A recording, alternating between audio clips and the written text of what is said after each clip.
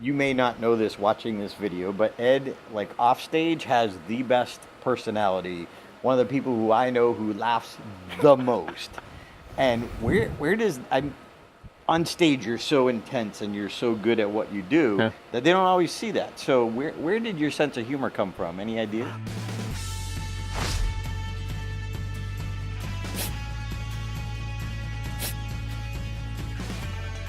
Oh yeah, easily. Um, it's ironic that you asked this question this week. My aunt Pat, she just passed away, and it was my dad's sisters and brothers, in addition to my grandmother who raised me.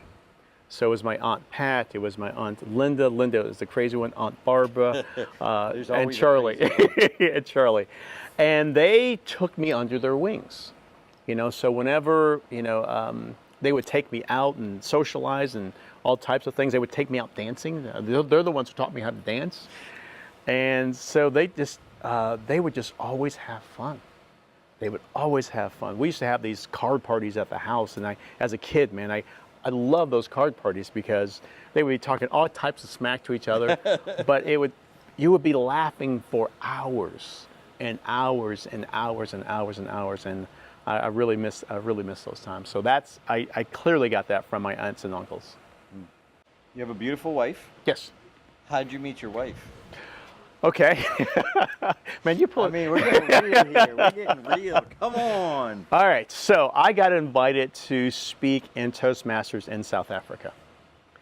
I'm really excited. I've never spoken in the continent of Africa, so I'm thinking like, oh, I'm just thinking of my bio. It's just like, ooh, another continent. And so I go there and I see her, and my wife is, if you've ever seen her, she's drop dead gorgeous. And she's smiling at me, and I'm smiling back at her. But you look at her; she looks really young. So I'm thinking like she's 15, and in America, 15 to get you 30. And Pedophile. Yeah, exactly. And I'm thinking like in a foreign country, I will never see daylight again. Only one world champion is in jail. Serving time, Serving time. Yes. So she would talk to me, and I would just avoid her. I would just avoid. It's like nope, not going to happen. And so I get back to the United States. She contacts me through LinkedIn, and her first statement to me is, "Are you gay?" And I'm thinking like, no. What makes you think that? And Here's the first question. Well, first of all, here's something you need to know about South Africans. Very blunt. Yes. Very bold. Yes. Nothing has changed. There's no such thing as sugarcoating. I had to explain the concept to her. And it's still not working.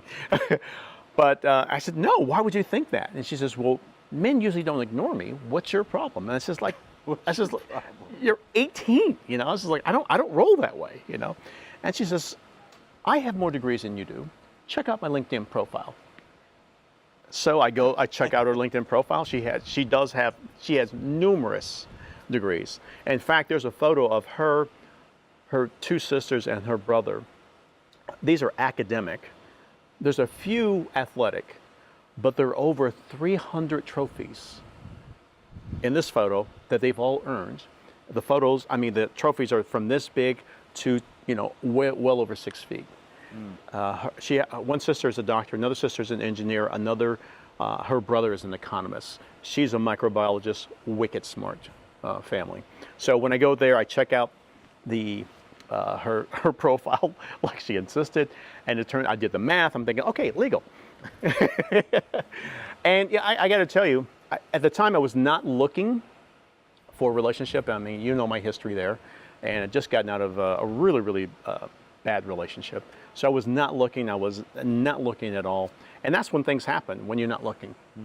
So the other thing is, when you have an ocean in between you, you get to know that person really, really well.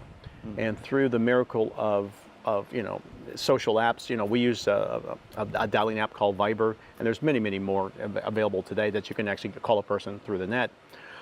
We get to know each other really, really well, and we talked to each other for about 4 months, twice a day, every day. You had to figure out the different time zones, and then she came to. Actually, we brought her here to Las Vegas. Yeah, that was the first time she came here. So she came here to Las Vegas, and we had a really, really good time. And then she was thinking about leaving her career because she didn't want to relocate to a different part of Africa. And I said, hey, why don't you come out here? And She's like super brilliant too. she is Like, if wicked you- smart.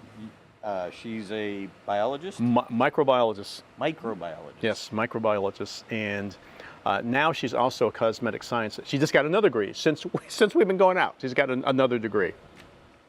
And so cosmetic science is, she actually wants to start a business in the skincare industry. Cool.